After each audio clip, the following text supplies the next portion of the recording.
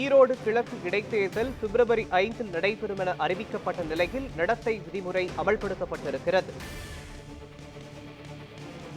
முக்கிய செய்தியாக பார்த்து வருகிறோம்.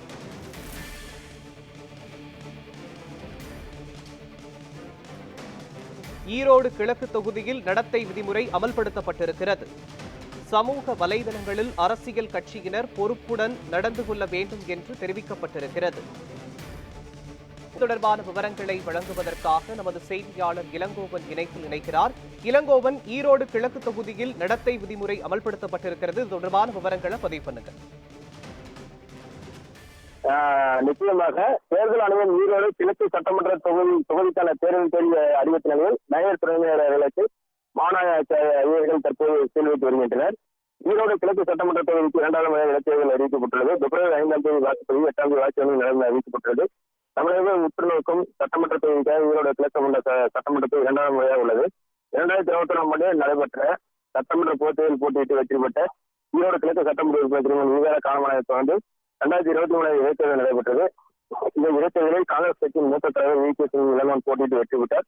இந்த நிலையில் அவரும் கடந்த மாதம் உடல்நலக்குறைவாக மறந்ததை தொடர்ந்து ஈரோடு கிழக்கு சட்டமன்றத்தில் காலியாக அறிவிக்கப்பட்டது. இந்த நிலையில் டெல்லி நிலம் சட்டமன்ற தொகுதியில் சேர்த்து ஈரோடு கிழக்கு சட்டமன்ற தொகுதியில் நடத்தப்படும் என இந்திய தேர்தல் அறிவித்துள்ளது. அதன்படி ஜனவரி 10ஆம் தேதி வேட்புமனு தாக்கலும் 14ஆம் தேதி வேட்புமனு பரிசீலனையும் பிப்ரவரி 5ஆம் தேதி வாக்குப்பதிவும் பிப்ரவரி 8ஆம் தேதி வாக்கில் நடைபெறும் என தேர்தல் அறிவித்துள்ளது.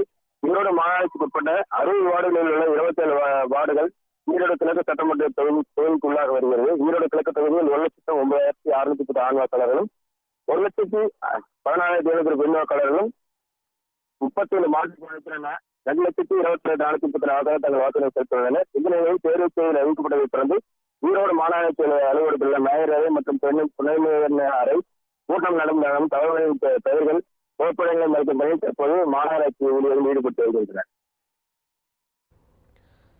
ஈரோடு கிழக்கு இடைத்தேர்தல் பிப்ரவரி 5 நடைபெறும் என்று அறிவிக்கப்பட்ட நிலையில் நடத்தை விதிமுறைகள் ஈரோட்டில் அமல்படுத்தப்பட்டிருக்கிறது. தொடர்பான விவரங்களை வழங்கியதற்கு நன்றி இளங்கோவன்.